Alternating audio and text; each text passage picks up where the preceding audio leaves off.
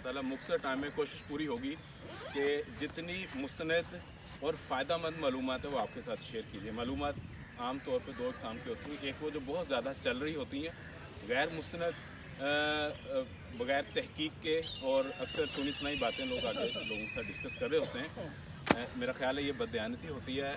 असल तो इल्म का तकाजा ये है कि वो जो किसी को आगे इंफॉर्मेशन या नॉलेज पास ऑन किया जाए वो ऑथेंटिक हो, वो रिसर्च बेस्ड हो, और वो ऐसा हो कि जिससे लोगों दूसरे इंसानों को फ़ायदा हो ना कि नुकसान हो। कोरोना वायरस हम सब जानते हैं पिछले एक साल से सबसे ज़्यादा शायद जो बोला जाने वाला लफ्ज़ होगा वो कोरोना वायरस होगा, हेल्थ से रिलेटेड पर्टिकुलरली। कोरोना वायरस, कोविड-19, सार्स, कोविड-2, ये सब एक ही चीज़ें, इनके मुख्तलिफ नाम है।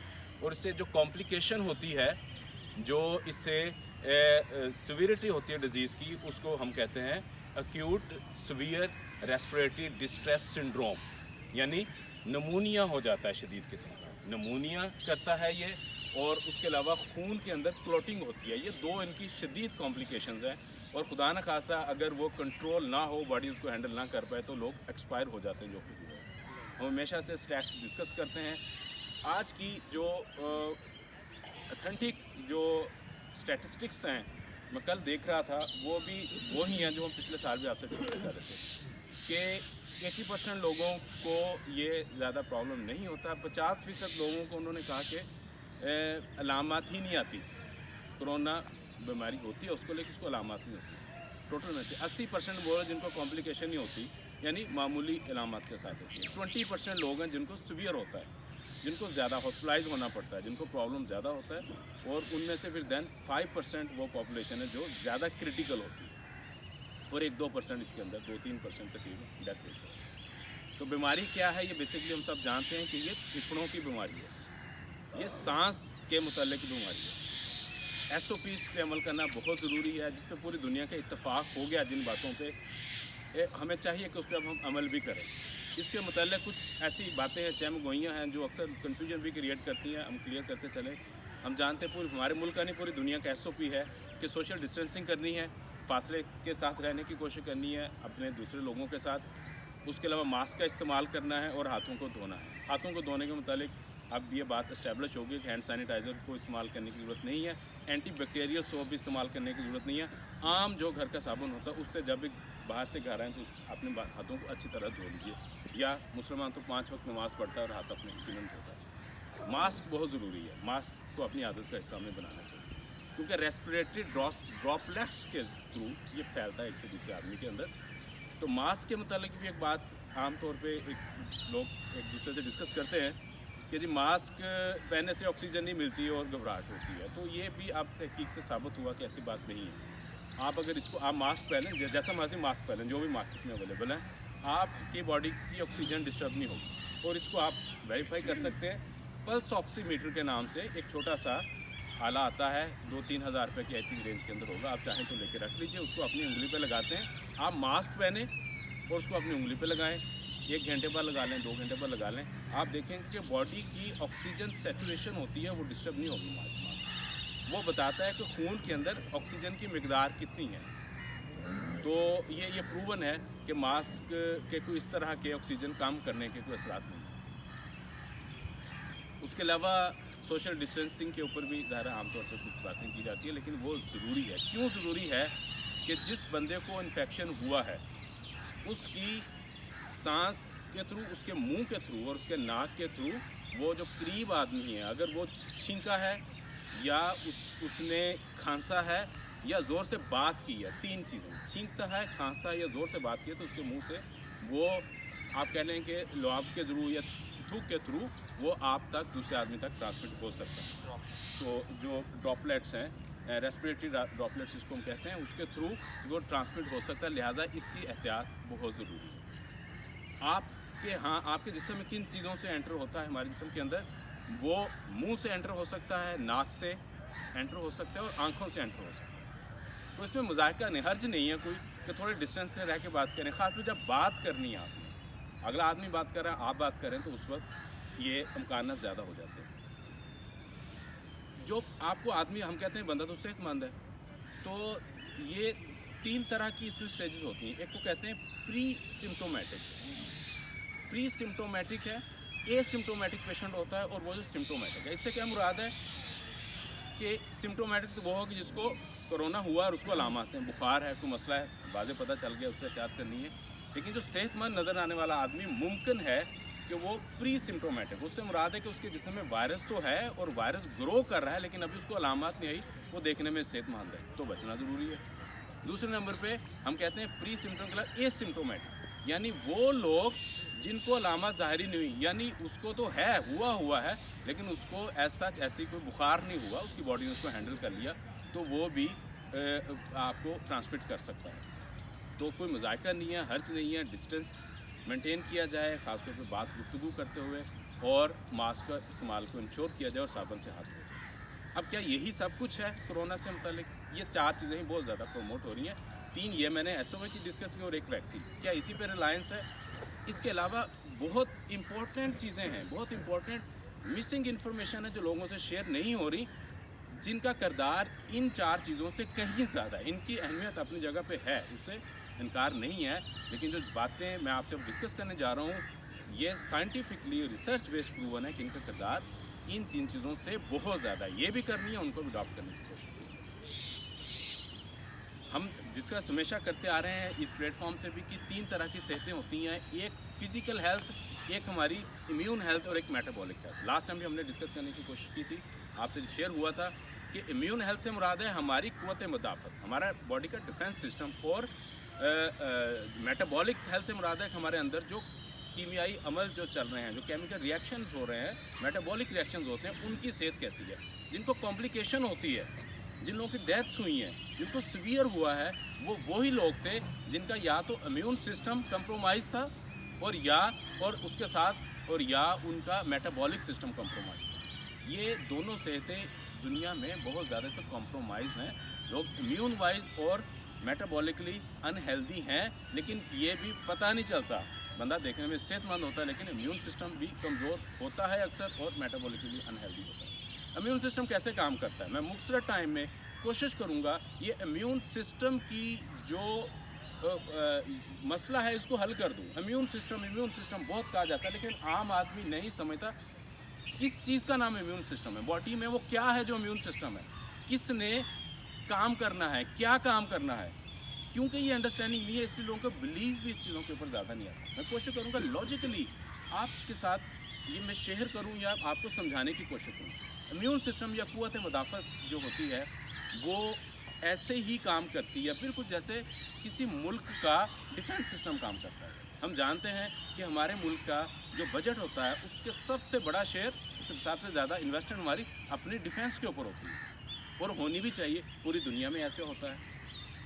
मुल्क की नज़र में सबसे इम्पोर्टेंट चीज़ डिफेंस है, तो हमारी नज़र में भी सबसे ज़्यादा इम्पोर्टेंट चीज़ हमारा डिफेंस, हमारे इम्यून सिस्टम होना चाहिए। मुल्क का डिफेंस कैसे काम करता है? 3 बड़े मैकेनिज़्म है डिफेंस के। मुल्क की सरहदें, जिनको बाढ़ के थ्रू, रेंजर्स के थ्रू उनको प्रोटेक्ट किया जाता है। मुल्क की फ़ौजें, हमारी आर्मी या किसी भी मुल्क की आर्मी, उसकी एयरफोर्स और उसकी नेवी और उसकी पुलिस, ये दूसरा पार्ट है। और तीसरा पार्ट होता है उसकी स्पेशल फोर्सेस। वो स्पेशल फोर्सेस जो किसी ख़ास मकसद के लिए, किसी ख़ास थ्रेट को डील करने के लिए बनाई जाती हैं। मिसाल के तौर पे एलीट फोर्स, मिसाल के तौर के ऊपर कमांडोज़ होते हैं आपके, मिसाल के तौर पे स्ट्रीट क्राइम को रोकने के लिए डॉल्फिन फोर्स बनाएगी, मिसाल के तौर पे एंटी टेररिज्म फोर्स जो कि स्पेसिफिकली टेररिज्म को डील करती है। तो ये 3 पार्ट हो गए। हमारा जो इम्यून सिस्टम है, हमारा जो डिफेंस सिस्टम है, वो भी एग्जैक्टली ऐसे ही काम करता है। उसके भी ये 3 पार्ट हैं, सरहदें हैं, फौजें हैं और डेडिकेटेड फोर्सेस हैं। किस तरह से? अब हमारी मिसाल के तौर पे अगर कोई दुश्मन को टेररिस्ट दूसरे मुल्क से एंटर होने की कोशिश करता है तो सबसे पहले तो सरहदें उसको रोकती हैं। हमारी जो दीवारें बनी हुई हैं, जो खारदार तारें लगी हुई हैं, अगर उससे बचने के लिए की कोशिश करें तो आगे फोर्सेस हैं, रेंजर्स होती हैं, वो रोकती हैं। वहाँ से निकल के अगर मुल्क में एंटर हो जाए तो हमारी अफवाज उसको रोकती हैं या उसको किल करती हैं। अगर वहाँ से भी बच के आगे लोगों में पेनिट्रेट हो जाए और दहशतगर्दी करने की कोशिश करे तो वो डेडिकेटेड फोर्सेस जो उस मकसद के लिए ट्रेंड है उसको डील करती हैं। अब हमारी फ़ौजें और हमारी सरहदें और हमारी डेडिकेटेड फोर्सेस कौन सी हैं। इम्यून की लैंग्वेज में, मेडिकल लैंग्वेज में हम इसको कहते हैं, इन तीनों हिस्सों को, सरहदों को हम कहते हैं ये हमारे एपिथेलियल बैरियर्स हैं, हमारे सरफेस बैरियर्स उसको कहते हैं, सरफेस बैरियर। जो फ़ौजें हैं, जैसे मुल्क की फ़ौजें हैं, वो है हमारा, उसको कहते हैं इनेट इम्यून सिस्टम। और जो डेडिकेटेड और स्पेशल फोर्सेस हैं, उसको हम कहते हैं एडॉप्टिव इम्यून सिस्टम। सरहदें क्या हैं, हमारा सरफेस बैरियर्स क्या हैं, हमारी स्किन के थ्रू कोई भी दहशतगर्द, कोई भी बैक्टीरिया, वायरस बॉडी में एंटर हो सकता है, तो हमारी स्किन सबसे बड़ा हमारा सरफेस बैरियर, इसके अंदर सलाहियत है कि बैक्टीरिया, वायरस या पैथोजन को बॉडी में एंटर नहीं होने देता। हमारे मुंह के थ्रू एंटर हो सकता है, तो हमारे मुंह के सलाइवा के अंदर ऐसे केमिकल्स होते हैं कि जो अगर खाने के थ्रू को वायरस जाने की कोशिश करे तो उसको किल करते हैं। अगर वहाँ से बच के निकले मैदे में जाए तो मैदे का हाइड्रोक्लोरिक एसिड जो तेजाब है वो इतना स्ट्रॉन्ग है कि उसको किल कर देता। अब ये बीमारी है रेस्पिरेटरी सिस्टम की, हमारे ना निज़ाम तनफ़ुस की। इसके सरफेस बैरियर क्या है, दिस इज़ वेरी इंपॉर्टेंट। और ये जो मास्क है ये बेसिकली एक ये आर्टिफिशियल सरफेस बैरियर है ना, हम आगे लगाते हैं ताकि वो एंटर ना हो। तो क्या कुदरत ने भी हमें कोई सरफेस बैरियर दिया है? जी हाँ, मास्क से, सोशल डिस्टेंसिंग से या साबुन से कई गुना ज़्यादा मजबूत। हमारा जो निज़ाम तनफ़ुस है इसके दो हिस्से होते हैं, अपर रेस्पिरेटरी ट्रैक कहते हैं और लोअर रेस्पिरेटरी ट्रैक। जो हमारा अपर रेस्पिरेटरी ट्रैक है ये हमारी नेज़ल कैविटी इसको कहते हैं, नाक के अंदर हमारे जो नेज़ल, नाक के पिछले वाले हिस्से के ऊपर जो नेज़ल कैविटी है, एक मुट्ठी के बराबर हर इंसान की ये स्पेस है, ये एरिया है जिसको हम नेज़ल कैविटी कहते हैं। इसका काम क्या है, ये स्पेस एरिया है। जब हम सांस लेते हैं तो ये सांस को स्टरलाइज करता है, 3 मेजर काम करता है। स्टरलाइज करता है ये एरिया जो नाक की बैक साइड पे है, नेज़ल कैविटी, उसमें से बैक्टीरिया, वायरस, फंगसेस जो है उनको ये नहीं आगे जाने देता। सबसे पहला बैरियर तो ये नाक के बाल है। इनमें से जो बड़े पार्टिकल होते हैं वो नाक के बाल आगे नहीं जाने देते। उसके बाद जो नेज़ल, ये हमारी नेज़ल कैविटी है, ये जो छोटे वायरस, बैक्टीरिया हैं उनको ट्रैप करती है। ये सांस को वार्म करती है, वार्म होना ज़रूरी है लंग्स तक जाने के लिए, और ये सांस को ह्यूमिडिफाई करती है, मॉइस्चराइज करती है, क्योंकि मॉइस्चर्ड एयर अंदर आना ज़रूरी है। ये क्या है, ये फिल्ट्रेशन प्लांट है कुदरत का, जो सांस को लेता है उसको फिल्टर करता है प्रॉपरली और उस कंडीशन के अंदर लेके आता है जिसमें फेफड़ों को चाहिए। इसको हम क्या कहते हैं, इसको हम कहते हैं नेज़ल ब्रीदिंग। और दूसरी क्या है, माउथ ब्रीदिंग, मुंह से सांस ले लेना। अब मुंह से जो सांस लेंगे ना वो मॉइस्चराइज होगी, ना वो उसके अंदर से कोई बैक्टीरिया, वायरस का कोई मुंह के अंदर मैकेनिज्म है उसको किल कर सके, और ना ही वो उसको वार्म करेगी। स्टडीज़ के मुताबिक दुनिया के अंदर 50% लोग माउथ ब्रीदिंग करते हैं। माउथ ब्रीदिंग का मतलब है गंदी हवा अपने अंदर लेके जाना। 50% लोग माउथ ब्रीदिंग करते हैं। 90% लोग नाक से भी सही तरह सांस नहीं लेते, गलत तरीके से ब्रीदिंग करते हैं। अब ये ब्रीदिंग, अगर माउथ नेज़ल ब्रीदिंग को मेक श्योर कर लिया जाए, उसको सीख लिया जाए, उसकी प्रैक्टिस कर ली जाए, जो कि कुदरती तरीका है, तो आपका ये स्ट्रॉन्गेस्ट सर्विस बैरियर है। ये बैक्टीरिया, वायरसेस, वहाँ में जो जितने भी हार्मफुल चीज़ें उसको अंदर नहीं जाने देंगे। ये कहाँ से सीखनी है, कौन बताएगा? जी, TWC बताएगा। दी वंडरफुल क्लब पूरे पाकिस्तान के अंदर अल्हम्दुलिल्लाह, कराची से पेशावर तक, तकरीबन तमाम छोटे बड़े शहरों के अंदर, ख़ासतौर पर बड़े शहरों के अंदर TWC के ट्रेंड इंस्ट्रक्टर्स सुबह फजर के बाद फ्री ऑफ कास्ट लोगों को नेज़ल ब्रीदिंग 1 घंटा एक्सरसाइज करवाते हैं, नेज़ल ब्रीदिंग सिखाते हैं, उनकी प्रैक्टिस करवाते हैं, और बिल्कुल फ्री ऑफ कॉस्ट करते हैं। क्योंकि TWC का जो मिशन है वो हम सब जानते हैं, non commercial, non political, non religious. तो नेज़ल ब्रीदिंग सीखने के लिए ये ऐसी प्रैक्टिस है जो नहीं कोई डॉक्टर नहीं आपको बताएगा, कहीं कोई आपको सिखाएगा भी नहीं। आपको चल के आना पड़ेगा अपने पार्क के अंदर, जो कि हम आ रहे हैं, आप आए हैं, माशाल्लाह, आपको मुबारक हो। और हम यहाँ पे आके free of cost nasal breathing सीखते हैं, जो कि हमारे रेस्पिरेटरी सिस्टम का के सरफेस बैरियर के रेफरेंस से इंतहाई इंपॉर्टेंट पार्ट है, ख़ास तौर पे इन वायरस, कोरोना से नहीं, तमाम तरह के वायरस और बैक्टीरिया से बचना। तो मेरा ख्याल है TWC के लिए एक एप्रिसिएशन की क्लैप हो जाए।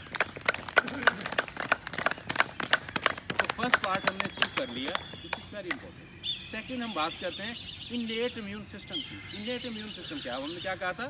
फौजें कैसे? तो हमारे जिस्म के अंदर जिस तरह से आपकी आर्मी है, एयरफोर्स है, नेवी है, रेंजर्स है, स्पेशल फोर्सेज है, सारी है, एग्जैक्ट इसी तरह से हमारे इम्यून सिस्टम के सेल्स हैं, वो फौजें हैं। कहाँ पे होती हैं? वाइट ब्लड सेल्स में ज़्यादातर होते हैं। वाइट ब्लड सेल मुख्तलिफ टाइप्स के होते हैं। जैसे आर्मी के सामने कोई आ जाएगा, बंदूक से दहशतगर्द को या दुश्मन को किल कर देगा, तो आपके मैक्रोफेजेस होते हैं, फेगोसाइट्स सेल्स के नाम हैं। वो जैसे ही खून में अगर बैक्टीरिया, वायरस या कोई चीज़ ऐसी चली कि जो नुकसानदेह है, तो उसको फ़ौरन पकड़ के खा लेते हैं। नेचुरल किलर सेल्स होते हैं, वो देखते ही उसको किल कर देते हैं। मोनोसाइट्स होते हैं, वो अपने तरीके से वायरस को मारते हैं, भगाते हैं।